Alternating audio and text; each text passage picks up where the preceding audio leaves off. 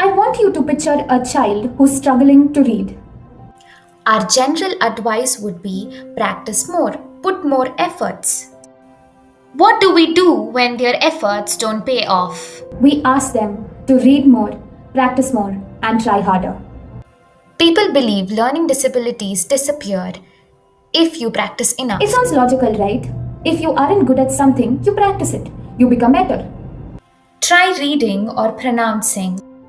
But here's the problem. What if somebody has been practicing this exact word for hours, but nobody taught them how to read a word that is difficult? Nobody taught them that it's supposed to be broken down into words or syllables, attached together, and read out loud. What do we do then? Does more practice mean that we will get better at it if we are not taught how to do it? Not necessarily.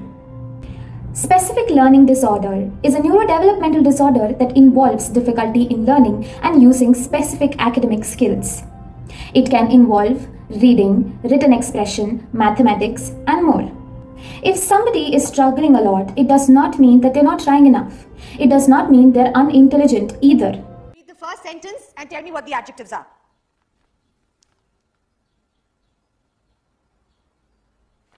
Okay, come on. Let's all mark the adjectives together. Just read the sentence for me. Just read the sentence, Ishan.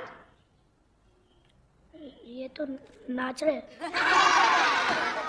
We have seen this exact scene play out in Taare Zameen Par.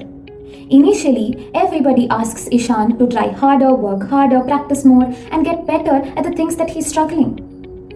That does not change the outcome of Ishan's academic skills. It finally changes when somebody understands what exactly he's struggling with and changes the way he's being taught.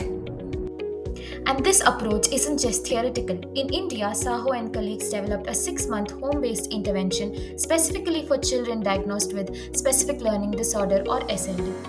Instead of simply asking children to practice more, the program was designed around the specific learning needs, incorporating strategies targeting areas like reading, writing, mathematics, and learning skills.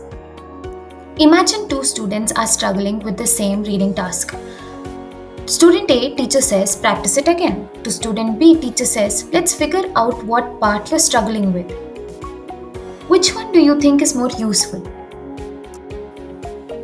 Clinical guidelines for SLD recommend structured, explicit teaching of skills such as phonological awareness and decoding rather than simply asking a child to practice more.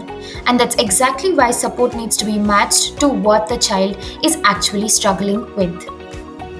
So, next time when you see a student struggling, are you just going to ask them to try harder? Or are you brave enough to ask yourself the question, what if they don't need to try harder? What if they need a completely different way to learn?